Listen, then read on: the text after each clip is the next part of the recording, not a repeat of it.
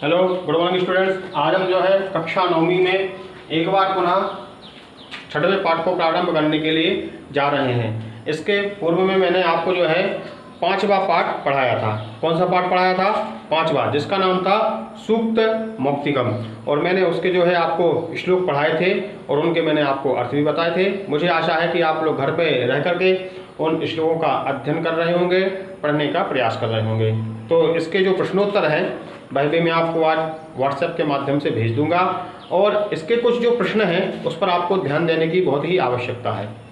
प्रश्न नंबर 4, उसमें का और खा, ये 2 श्लोक हैं। इनका आपको हिंदी में भी लिखना है, इनका जो भावार्थ है, अर्थ है, उनको आपको हिंदी में भी लिखना है और इंग्लिश में भी लिखना है। इस बात का ध्यान रखना है। दूसरा प्रश्न नंबर 5, इसमें आपको अधोलिखित पदेभ्यः भिन्न प्रकृति पदम चित्वा लिखत।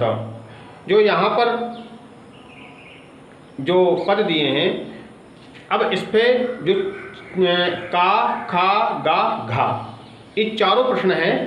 इनमें 4 जो शब्द है वो समान रूप से दिए हैं। जैसे मान लीजिए वक्तव्यम है, कर्तव्यम है, सर्वस्वम है, हंतव्यम है। तो अब इसमें से जो 4 एक समान दिखाई दे रहे हैं, इन चारों में से अलग शब्द कौन सा है उसको आपको चुनना है। जैसे यत्ने, वचने, प्रिय वाक्य प्रदान और मरालेन। तो इस तरह से आपको चुनना है। उसके बाद में स्थूल पदान अधिकृत्यो प्रश्न वाक्यम निर्माणम करतो। आपको प्रश्न नंबर 6 में जो है स्थूल पदों को लेकर के प्रश्नों का निर्माण करना है। ठीक है। प्रश्न नंबर 7 में आपको वाक्यों को लोट लकार में परिवर्तन करना है, जैसा आप करते हुए आ रहे हैं। अब फिर है परियोजना कार्यम। परियोजना कार्य में आपको कुछ नहीं, जो है परोपकार के विषय में 2 श्लोकों को लिखना है और उनका स्मरण करके पढ़ना है। तो इस तरह से ये जो है भाव विस्तार दिए हैं, किसमें क्या प्रत्यय हैं, इसको पढ़ करके आप जो है अपने योग्यता का विस्तार कर सकते हैं। तो आइए हम 6वें पाठ की ओर चलते हैं। क्या है? भ्रांतो बाला। भ्रांतो बाला का तात्पर्य क्या है? बाला है यानी बाल, जिनके अंदर बाल बुद्धि होती है, जो छोटे बच्चे होते हैं उनको बोलते हैं बाला। भ्रांतः यानी भ्रांत यानी बुद्धि में स्थिरता ना होना ही भ्रांति होती है। जैसे मान लीजिए आप रास्ते में जा रहे हैं, तो रास्ते में चलते चलते रस्सी पड़ी हुई थी, लेकिन उस रस्सी का स्वरूप ऐसा था, वह ऐसी दिखाई दे रही थी जैसे सर्प हो, ऐसी प्रतीत हो रही थी। तो आप अचानक गए और आपकी दृष्टि उस रस्सी के ऊपर पड़ी, आप एकदम डर गए कि अरे ये तो सांप है। लेकिन जब उसको आपने गौर से देखा, अच्छे से देखा, बाद में पता चला वो तो रस्सी है। तो इसको बोलते हैं भ्रांति होना। ठीक है। तो इसी तरह यह जो बालक होगा उसके मन में किसी भी प्रकार की भ्रांति होगी, वह भ्रांत होगा, तो उसको बोला है भ्रांतो बालः।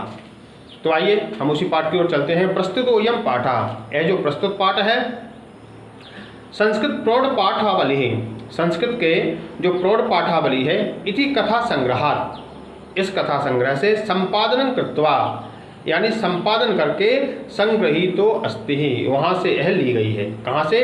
कथा ग्रंथात्, संस्कृत की जो प्रौढ़ पादावली नाम का एक ग्रंथ है, उसके कथा ग्रंथ से संपादनं कृत्वा संग्रहीतो अस्ति, उसका संपादन करके यह वहाँ से ली हुई है। अस्याम यानी इस, कथायाम यानी कथा में, इस कथा में एकः यानी एक, तादृशः बालः, वह तादृशः बालक का मतलब क्या है? वैसा बालक चित्रितो अस्ति यानी बताया गया है। देख रहे हैं आप यहाँ पर चित्र में एक बालक है।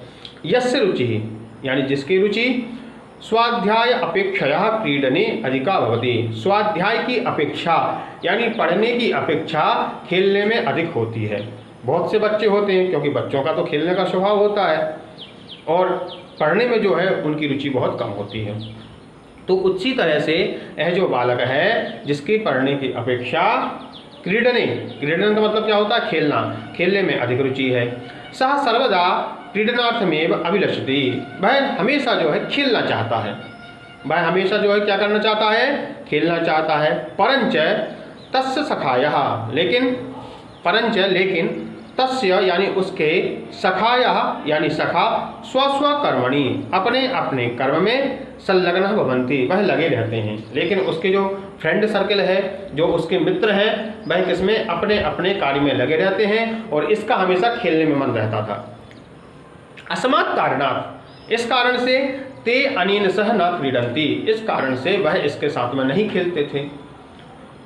अतः एकाकी सह नैराश्यम प्राप्य अतः यानी इसलिए एकाकी यानी अकेला सह यानी वह नैराश्यम प्राप्य निराश हो करके विचिंतयति यानी सोचता है और सह एव रिक्ता सन इतस्ततः भ्रमति वह खाली होते हुए यहाँ वहाँ घूमता है।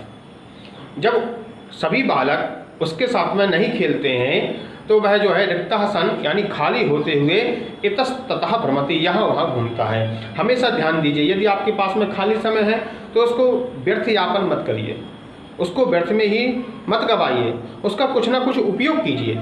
कालांतरे बोधो भवति कुछ समय के बाद में कालांतरे बोधो भवति उसको ज्ञान होता है क्या कि यत् सर्वेपि यानी जो सर्वेपि यानी सभी स्व कार्यम कुर्वन्तः सन्ति अपने अपने कार्य में लगे रहते हैं। स्व यानी अपने अपने कार्यम यानी कुर्वन्तः यानी करते हैं।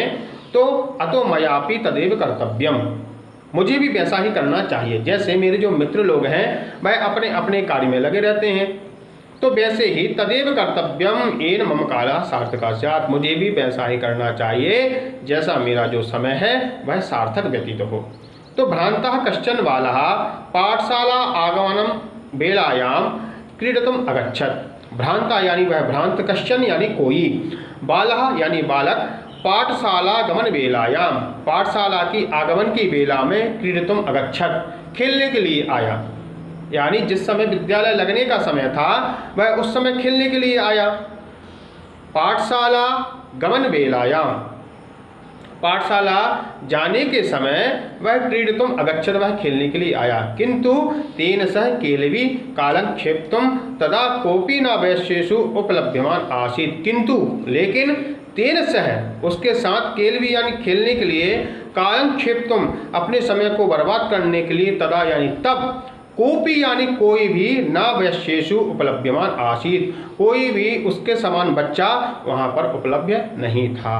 तो मेरे कहने का तात्पर्य है हमेशा हमारे समय को अच्छे से व्यतीत करना चाहिए। आज के लिए इतना पर्याप्त है, इसके आगे हम कल पढ़ेंगे। अस्तु मंगलम।